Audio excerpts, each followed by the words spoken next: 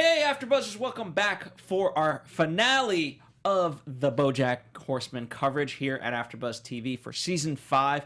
We've already talked about the themes. We've already talked about the influences and the structure. We've talked about some of the smaller characters, no offense to them, such as Flip, Gina, and Todd. But now we're going to be talking about the main central characters of Princess Carolyn, Diane, Mr. Peanutbutter, and of course the man himself, Filbert, aka Bojack Horseman. So stay tuned. You're tuned in to AfterBuzz TV, the ESPN of TV talk. Now, let the buzz begin. That's right, ladies and gentlemen. By that introduction, hopefully, and especially if you've been tuning in week to week, or part by part rather, with us on this Bojack journey, you get the sense that we're going to be spoiler-filled. We believe that you've seen this entire season, and therefore we're going to talk about it in those terms, and by extension, the rest of the seasons. I don't think you can watch this season without having seen the other seasons. Speaking of doing things solo, or doing... I don't know where I'm going with that. Basically, I'm trying to introduce you. Welcome, Kanika Lal. Thank you. I appreciate that. Hello, guys. Kanika Lal. Follow me on Instagram at Kanika in LA, and everywhere else is Kanika Lal. That's right. And I'm at Phil Svitek, a wannabe Ryan Seacrest, Mario Lopez type, but I am not. I am a Phil Svitek type. You're your own species. Yes, indeed. That's why I sometimes stumble. Nonetheless, all right, let's dive into it. We're gonna be talking about these characters, and I wanna get from your perspective. You know, what did you think of these storylines, these characters? Your overall impression. Storyline for Diane and Princess Carolyn were probably the most prominent, and they stuck out the most. I would have to say, obviously, that one episode dedicated to just Mr. Peanutbutter was great. The Halloween one? The Halloween episode. I love it when they do that. I love when they bring in flashbacks of a character's point of view, because you get to see how the other characters, too, during that time interacted with each other. And, again, they just bring in references from what was happening during that time. So I thought the storylines were pretty solid, but the females specifically had a very prominent role, which, again, that was the theme of this whole overall season anyway, so. It was, and they've made a very conscious choice. Like, we follow Princess Carolyn over the course of a couple episodes very directly, right? Yeah. She's not just like a side character and a B storyline. She is the storyline, which is a nice shift, because especially, you know, what they're commenting on is the Me Too / Time's Up movement. And so in direct response to that, they're writing not only strong female characters, which they've always done, I think, but now giving them more screen time. Yeah, exactly. Screen time. Maybe I'm wrong, but we didn't even get that much scope of Princess Carolyn in her history either. In seasons past or in this season? Versus other seasons and other episodes. Like, this was like the truest account of why she kind of is the way she is. So I liked seeing that background on her. Yeah, let's kick it off with her, and let's talk about that, because much like Bojack has issues with his mother, Princess Carolyn has issues with her mother. Certainly abusive with alcohol to herself, and just basically saying, like, you're not going to be much Princess Carolyn.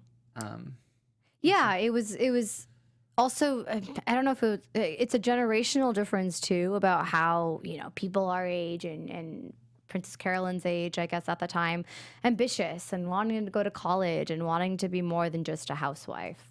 But that's kind of like what her mother amounted her of. And I don't think it's even just about abuse. It's just because maybe her own mother has seen what it's like to be a woman at that time, and you really can't achieve much. So she was imparting that wisdom on Princess Carolyn, but obviously Princess Carolyn saw more. Well, I think there's also difference.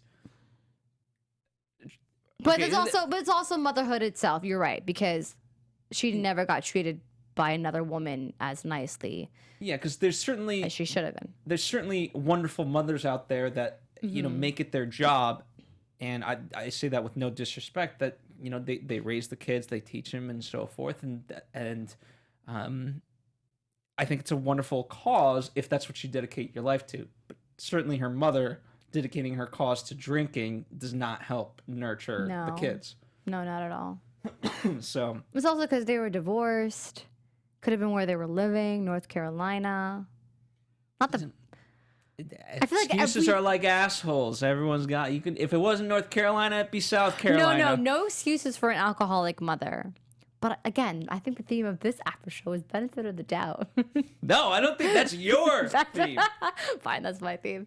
No, I know, but sometimes I just feel bad for people who do destruct themselves because there's always a bigger reason. But the point is, that's why Princess Carolyn is now having this mission of hers to want to take care of a daughter or a son the way that she was never raised, to have the treatment she never had, you know? Therein lies a very central question, though, which kind of leads to the, her storyline's climax, where the whole debate of like, okay, essentially, are you doing this just to fill a void, or are you doing it for a better reason? You know what I mean? Like, it's a very core sort of question of, are you using this child to run away from something, or are you using this child to move towards something? Because if you're just using it to run away from something, then you might as well be drinking alcohol. It's not going to save you. You can't all of a sudden take on another responsibility in hopes that you're going to be a better person. That's what a lot of these characters have been doing, is just more and more and more in whatever capacity, thinking that's going to be the quick fix. But correct me if I'm wrong, didn't we want to see her eventually start a family when she was with Ralph Stilton? We did. But there's moments like that one that I question of like... You still question whether if she... Are you ready? Yeah. I think she questioned it herself. So maybe it was a little bit selfish of her to even think that she was ready, given her busy life. And we kind of got that contradiction through the character of... I don't know her. Forgot her name. Sorry, guys. The surrogate, we'll call her. And when she visited North Carolina, because she acted as the voice of reason, being like, look at you on your phone and having other people to take care of. You're not even ready to take care of your own baby. So in a sense, when we got to the part where she actually left and fled the room when they found out Filbert was canceled, in a way, maybe that was the time she felt like she was ready. Mm-hmm. But in terms of running away from something, yeah, that's a good point. But I mean, I think for Carolyn, in my opinion, she wanted to just like, she felt like something was missing. And she felt like maybe having a child and adopting a child is her sanity to a very insane world she lives in. Yeah, but that's moving away from something that's filling of, Or it's just a relief. Like, when we go home to our significant others, I mean, maybe you, not me, I'm single, thank you very much. But that's a relief for whatever we go through during the day. And I don't know. Having a baby's not a relief because it's like you have a whole responsibility, but... And that's what I'm saying. Like, I think, and especially like where this show is entirely... Each one of these characters has suffered some form of abuse from a parental figure. Yeah. So, in that sense, if you're not going into it with the right spirit, she of all people should know, like, I would think that she would have this fear of, like, I don't want to screw this kid up. Yeah. And in essence... We never saw that. We never saw her express that, so it's interesting. And I think that's what perhaps she would inadvertently do. Right now, in a sense... Bojack and Flip, like these are all her kids. They're calling her like, "Hey, I need you, mommy." Todd, yeah, exactly, pretty much. But she has been exposed to that her entire life. We see that with even Cooper, right? Like her job was to always like brush men's ego or just like help others in the need of others. So maybe because she has that personality and she's so used to that experience, having a baby is something like she actually wants to help. Mm-hmm. It's an interesting argument. I'd be curious to, not even argument, but like different points of view. I'd be curious to explore that more. I mean, where it stems from, I think, and this is what worries me most, is because she didn't have a child. Yeah. And I feel like she wanted to kind of go along with that lifestyle, but what the reason why she veered away from it was because it was like high fives with her mother as far as, now you're all set for life.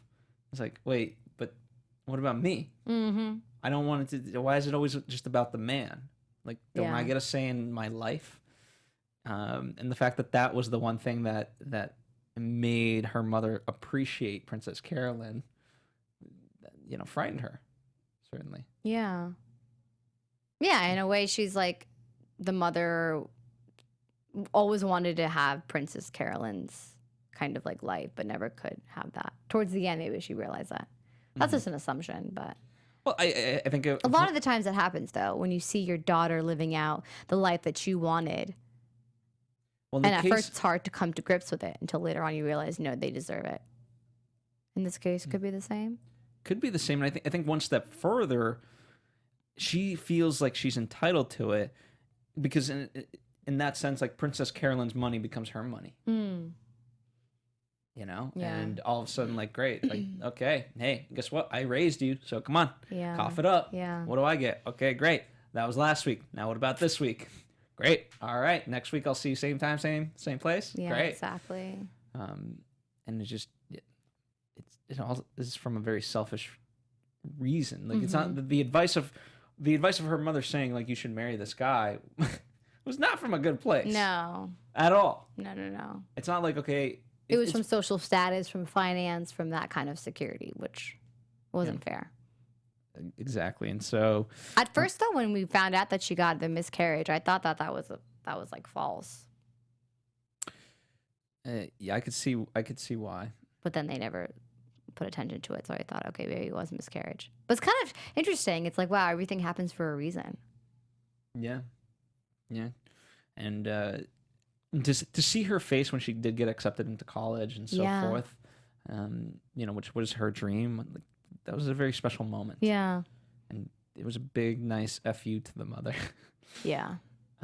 For her own self. Even in the airport when the mother was like, please reconsider this.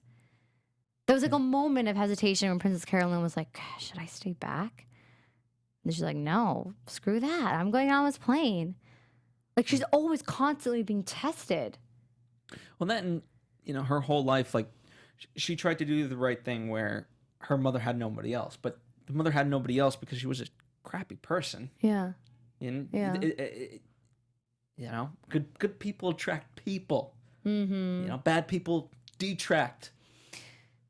So I think that's the theme of the entire lesson, or the season. As far as Princess Carolyn and the other characters, she's not really there for them, but I don't know. How did you take that? Because obviously everyone was so needy of her, but she couldn't devote her time.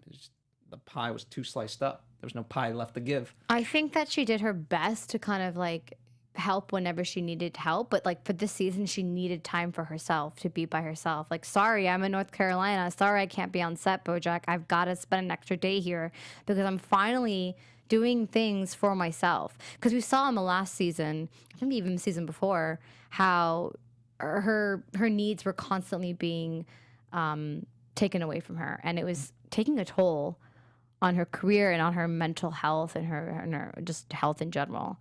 So I think like for the first time, her decision to just not cater to everybody at all times was good for her. I think it's healthy. I think it's a healthy decision, and Maria Menounos, who runs our network, she's like the Todd of our network, let's say. One of the things that she says is that women in particular feel like they have to take on so many different jobs, and part of it's just the pressure of men, where a man can do like one job and it's praised, whereas a woman, if she does 5, it's like, oh, okay, you're just good job, right? So she has to like 10x what the man does. And I think Princess Carolyn is known for having high output, obviously. Yeah. And again, it's like what we said, I think it was part 1 when Phil and I discussed about just how one of the themes is just like a woman's constant nurturing for other people. It's what we saw with Diane at the end of the season 2, and how she explains why she still does things for people when they don't treat her right back. And that's what women generally do. We women are fierce and strong. Let's shift gears and talk about Mr. Peanutbutter, and then we'll talk about Diane specifically. But the two of them are kind of pretty interwoven. They're both dealing with their divorce. But when you talk about that, having that Halloween episode and really seeing the different perspectives, Mr. Peanutbutter, it's interesting because when you the season really is about characters not being able to change, more specifically men, right? Bojack, and in that sense, Mr. Peanutbutter hasn't changed, but unlike Bojack, at least he's a good character, or is he because of all the wrong he's done to women? But then again, see, I feel like Bojack working on my internal monologue, because then again, Diane says that the women just grew up and he didn't. So it's not like he ruined them, and that in itself is very sexist to think that he has the power to ruin women. So I'm lost. Get me out of this hole. What do we think of Mr. Peanutbutter? Wait, the last point you made, the power to ruin women. Do you think that Mr. Peanutbutter holds that? He does not. Okay. Or at least as I learned from Diane. I like this. I like the idea so for me, that a woman can't be ruined by a man. I really do. Now, right. Do I 100% believe it? I don't know. And that's where I get confused. Well, I think a person could just be ruined because of another person. Okay. Despite the fact that they're a man or a woman. So that's different. But I think what I'm lost is in the fact that Mr. Peanutbutter and Bojack are so similar in the sense that they self-destruct. And they do kind of, well, Mr. Bojack for sure, but they affect other people around them. But it just seems that Mr. Peanutbutter sometimes doesn't know the effect he has on somebody else because he's so innocent about it.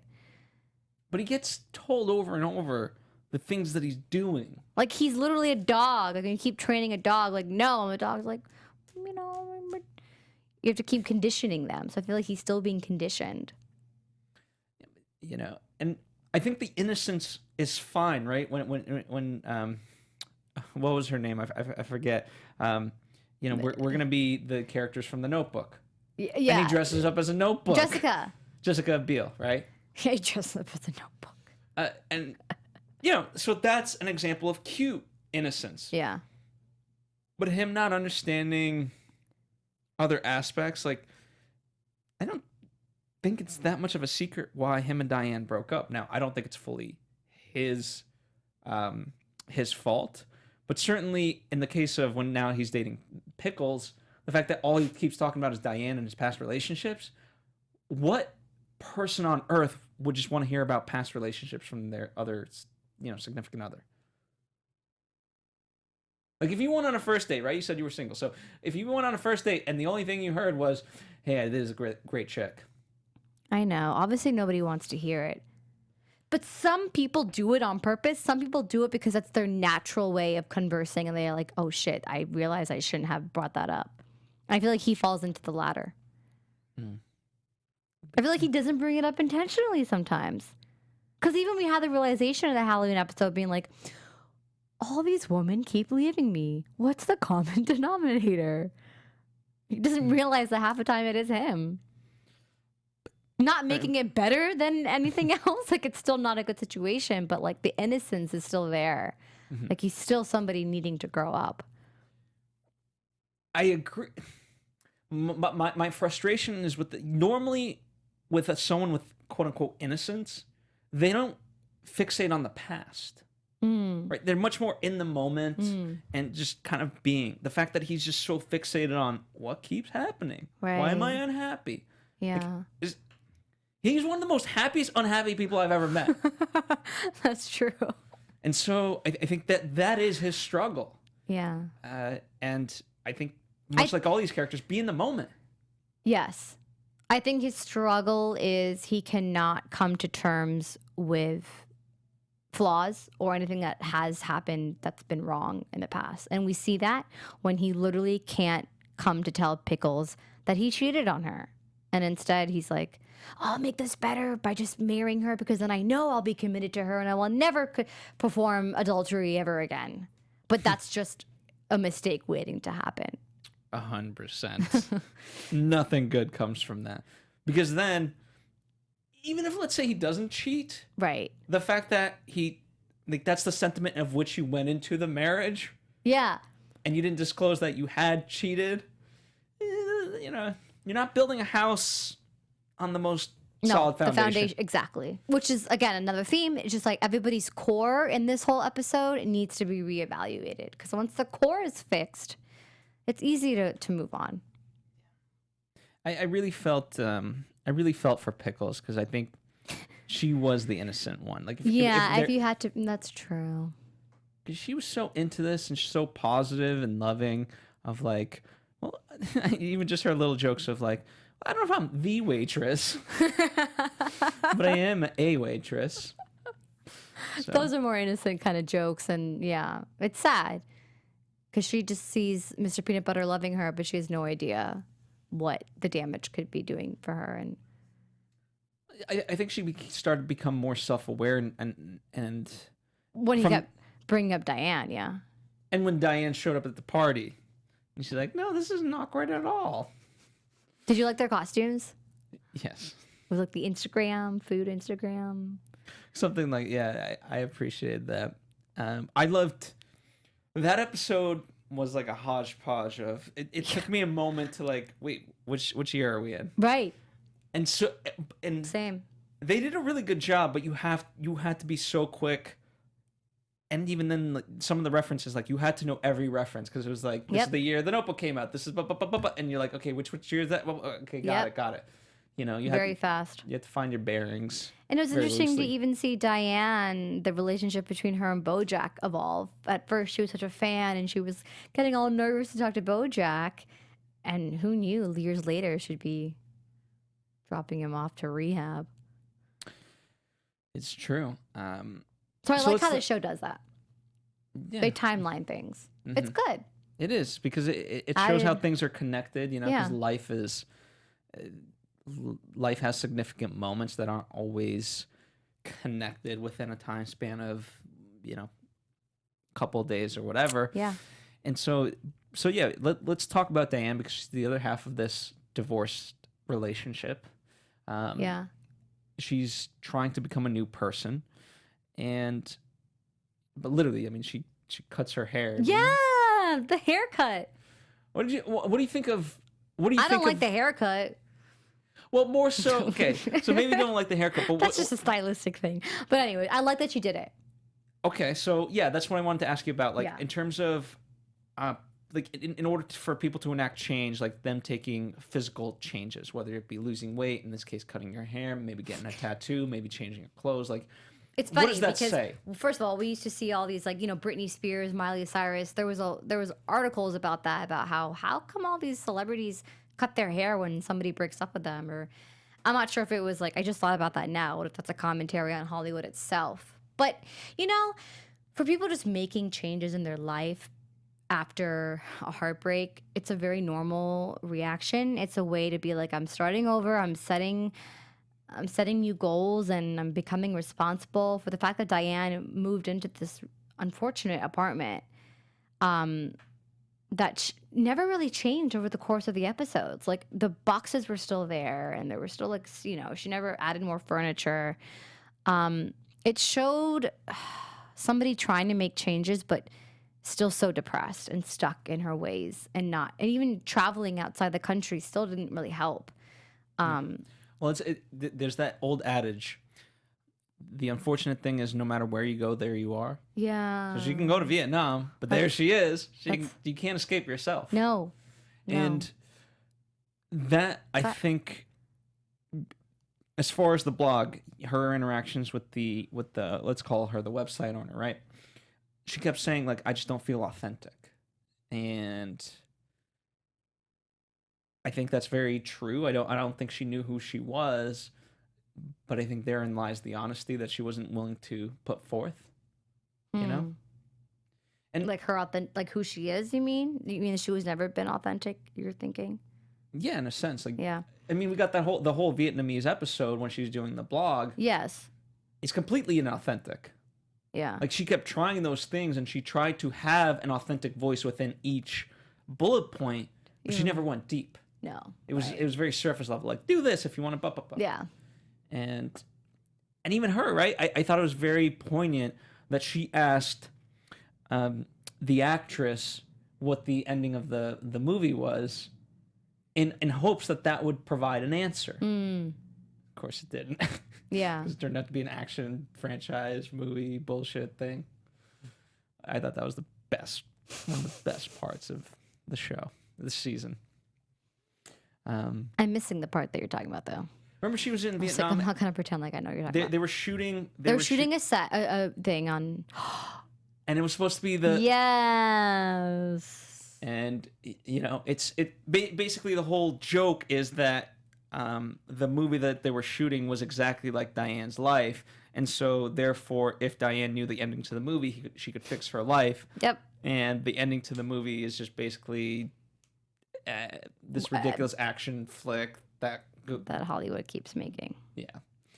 And the other big part of this season with Diane is, this is a direct quote from her. Mm-hmm. If Filbert is a way for dumb assholes to rationalize their awful behavior, then I don't want the show to come out.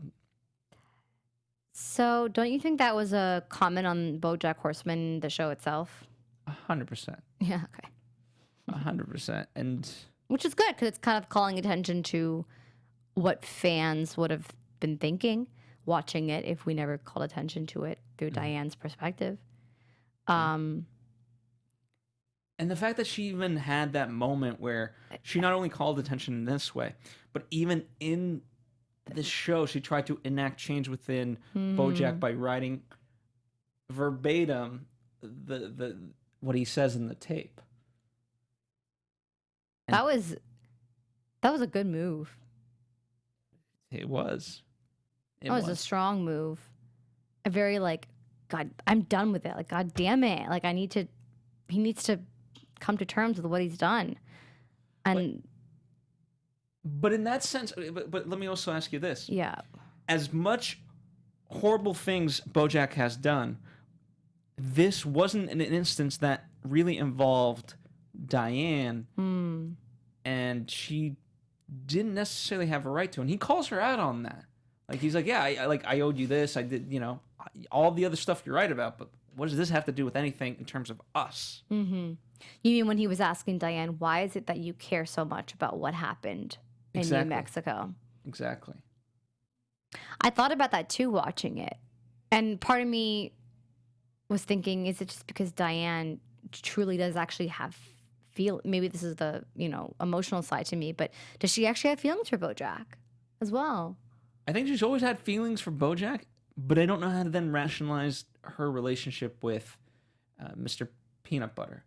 And if this season hadn't happened, I would say her true love has always been and will always be Bojack. That's what I think. And I think she even mentioned it in past seasons about how Mr. Peanutbutter for her represents somebody who's actually only genuinely happy all the time. Because there was a point when Mr. Peanutbutter was on a high and he was just feeling good, and because she's so still depressed within herself, he just made her feel better. But that's just surface value, which is why she later realized, okay, I cannot be happy with this man. Which is, I love the layers of it, because him being an actual dog, right? That's what a dog does. Is that's why people get dogs, is they make them feel unconditionally happy. Exactly, which is I think what truly he represented for Diane. Mm-hmm. Yeah. So her caring, and she even mentioned that too in the argument, because she's like, I'm your friend, and you're supposed to tell me things that you've done. So there's probably a lot of layers to it, as if how come I didn't know? We tell each other everything, and also I am associated with you, and if this does come out, how does that make me look? There is also a level of that too, and just curiosity. I was like, Bojack, how far are you willing to go to keep tormenting yourself? How much more do I have to keep helping you and getting you out of situations? So it was a true friend that maybe Bojack never really had in his life. So he was shocked that somebody like Diane could really care for him that way. Well, he flips the script on her later and says, I'm guilty and you need to hold me accountable. Yeah. And she's like, this is not how this works. Society does not hold you accountable. And just because you feel guilty, who cares? They're stop thinking you matter. Mm-hmm. Now all of a sudden, you're guilty and you're the important one. No. You have to hold yourself responsible and live with your guilt. Yeah. That was a voice of reason. Indeed. For sure. And that's what she represents in the show, a voice of reason. But it's flawed, funny because... A flawed, you're right. But it's funny, not funny, but I think we could wait to... I'm not sure if we should get to that now, but in the sense of talk about it. Are you going towards Bojack? or which part? Sure. I was going more towards, okay, how are we going to deal with Diane's sadness? Okay. Because it's still not solved. And, you know, when she drops off Bojack in the rehab center and her driving off, that was such an interesting moment, looking at her expression from getting in the car and then driving away. There was like there's so many thoughts going in. So that shows like season 6, maybe we'll see more of Diane's way of. What thoughts do you think were going through her mind? When I first saw it, I thought there's sadness as to, you know, Bojack is my friend. I hope he does get better, and I hope this is not for nothing. And then also anger at him, too. Like, God, I can't believe we've actually come to this point, too. And I hope that you actually change and you work on changing. And then also hope that you could get better, and maybe I'll get better. And this distance between us is a good thing. And I think... What I think an audience member, whatever we were feeling, is the same that maybe she was feeling. Mm-hmm. That's what I like to think of it as. Well, that's what art is, right? You get to sort of project your emotions onto some of the characters. You know, if there's anything I project, I kind of agree with this. Daria was an influence on the show, and speaking of that, the creators have said it did a good job of showing that smart people aren't always right and that stupid people aren't always bad.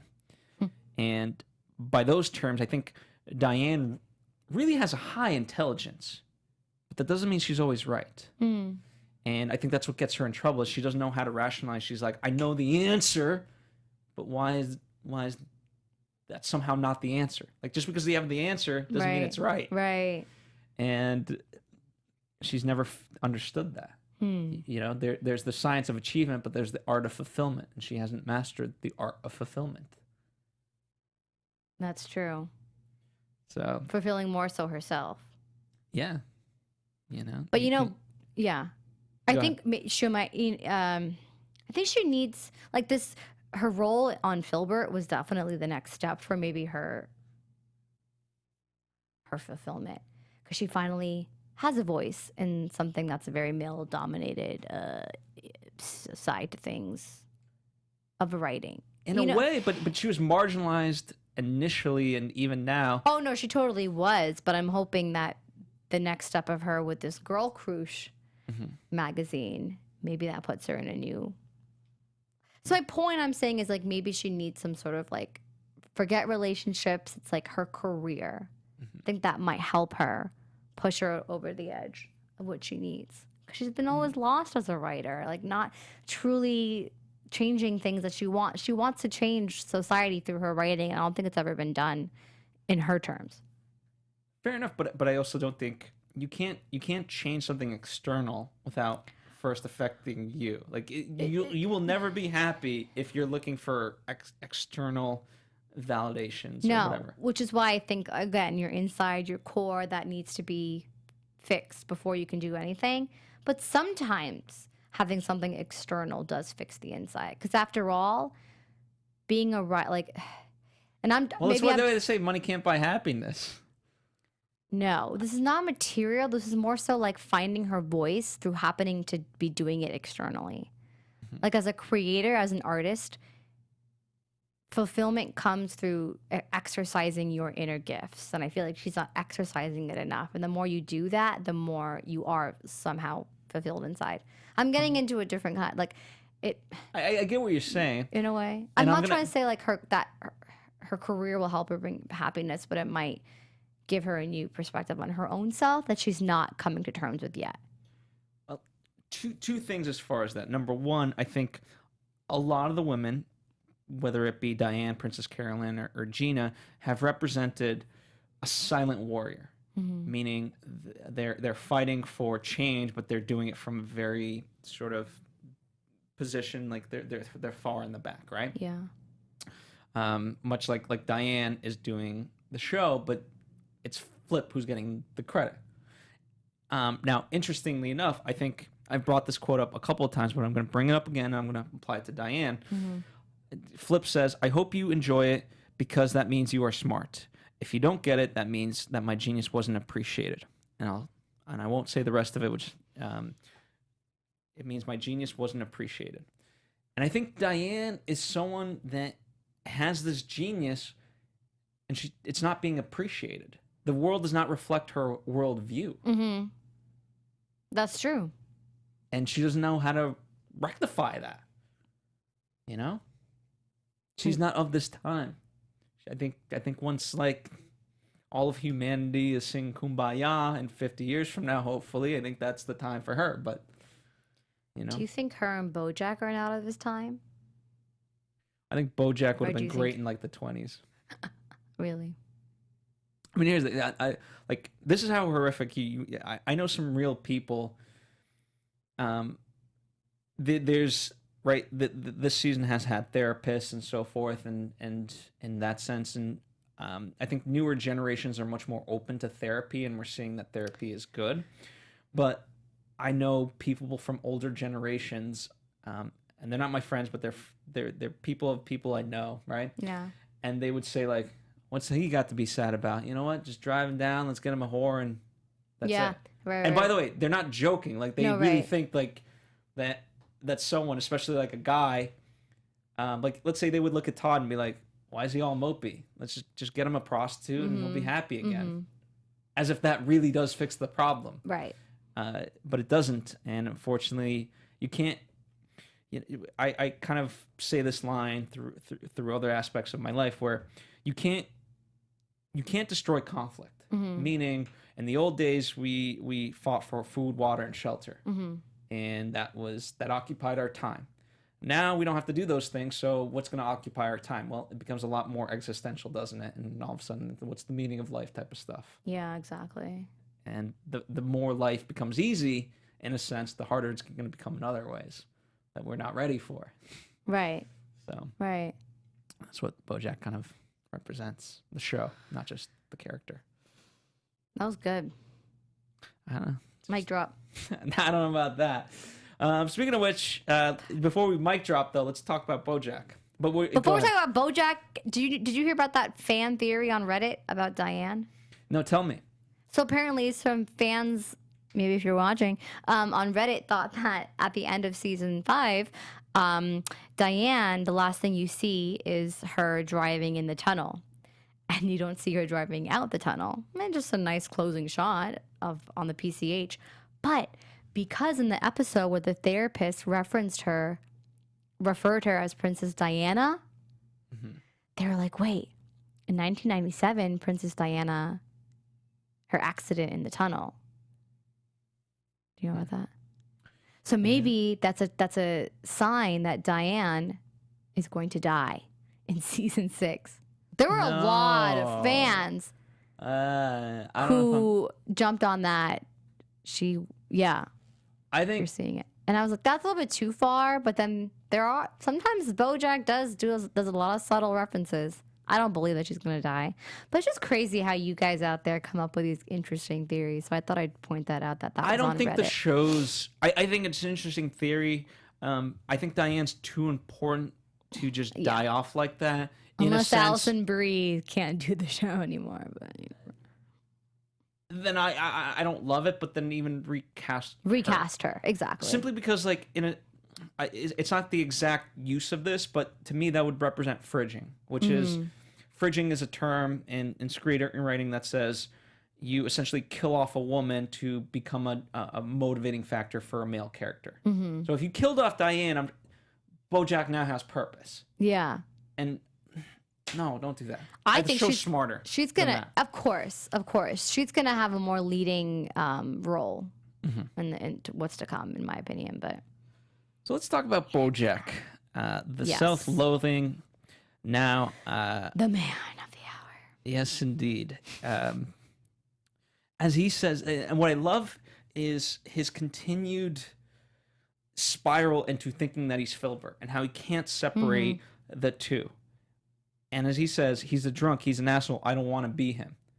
And why he says that is because he is him. It's such a easy line to understand. Yeah. And as far as like, what did you think of Bojack's struggle throughout the season? I was a little disappointed. In what regards? At first I wasn't, but then I realized, gosh, Bojack, like whenever things are going well and and you think that he might have a grip on his life, and finally he's starring in a show, which is what he wanted. Again, but like you said, external does not bring true happiness.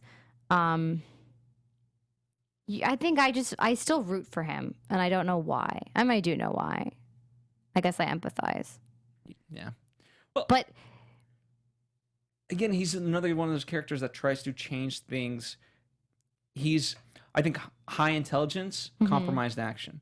So he knows what the right thing to do with Gina is, but it's not for the right spirit. Yeah. Like, he makes these grand gestures and she buys into it, but then he also makes a grand gesture of the complete opposite when he physically abuses her. Yeah. So he's all or nothing in that sense, and he's never just. And the biggest problem that I think Bojack has is that he tries to make immediate change. Significant change takes time. Now, yes, even in the time that, quote, we've known him for 5 seasons, you would think, oh, well, that's a significant amount of time. He should have changed. It's like, no, because he's always trying to do it all or nothing in the moment. Yeah, he wants to like just get over with it. Yeah. He doesn't want to go through the hardship of the struggle and the overcoming of it. That's why he's known to be somebody who fixes his problems with drugs and with alcohol, because that's a one quick fix. But he never takes his time, so that's a good point. But there were some moments too in the season when he's like, I'm sad or I'm empty. I think it was in episode 9 with Hollyhock. Okay. And he was confronting they went to the house to look for the pills. And there was just like a moment with, I don't know, it could have been Will Arnett's voice or the expression they used on his face, but I actually went, when he said that line about how I'm just not happy. And we see a lot more of that where he's really on this tipping point of doing something drastic, which we saw, and that's that. The line has been crossed. And that's with him. I think what's worse is like he attributes a lot of his pain to his parents, both his mother and his father, and now both are dead. And the eulogy is really him just working through this pain, and when they're dead, you can't yell at them. Like as hurtful as it was, at least he could at any moment be like, "You suck, Mom. I hate you, Dad. What you did to me, yeah." But he can't. It all has to be self-reflexive. Yeah. And he's not ready for that. So in a way, he really is a victim too. But he's made that verbal abuse. He's made it. He is.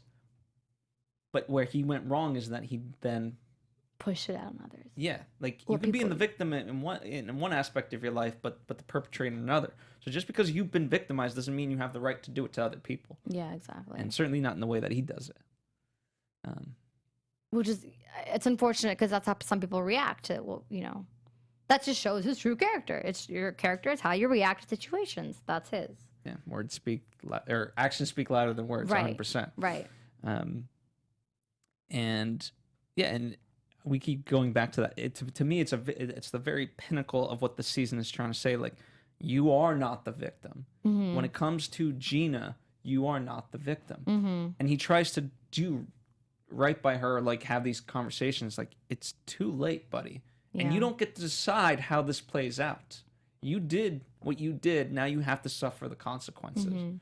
When he says to Diane, like, hold me responsible, he wants to be, ironically, he wants to be still held responsible on his terms. It's like, tell me what I want to hear. Right. Tell me I'm great. Tell me this. Yeah. That's why he's an actor. He's had this fame. It's people validating him that he's great, even though he's not. And what about him and Hollyhock? That was. Do you think she should have deserved more time in the season? Yeah, in the season. Not necessarily. We had a lot of. I mean, I would have taken it if they decided it, but I don't. It's not like I'm clamoring to it. Yeah. So. I don't know. I thought that she could have served as some sort of relief or safe, something that would improve Bojack as a character. I don't think he's ready to improve. Maybe not. Well, now he is, but that's the sad part. Yeah. We will never know. But that, I think, rounds up our coverage of Bojack Horseman Season 5 here at AfterBuzz TV.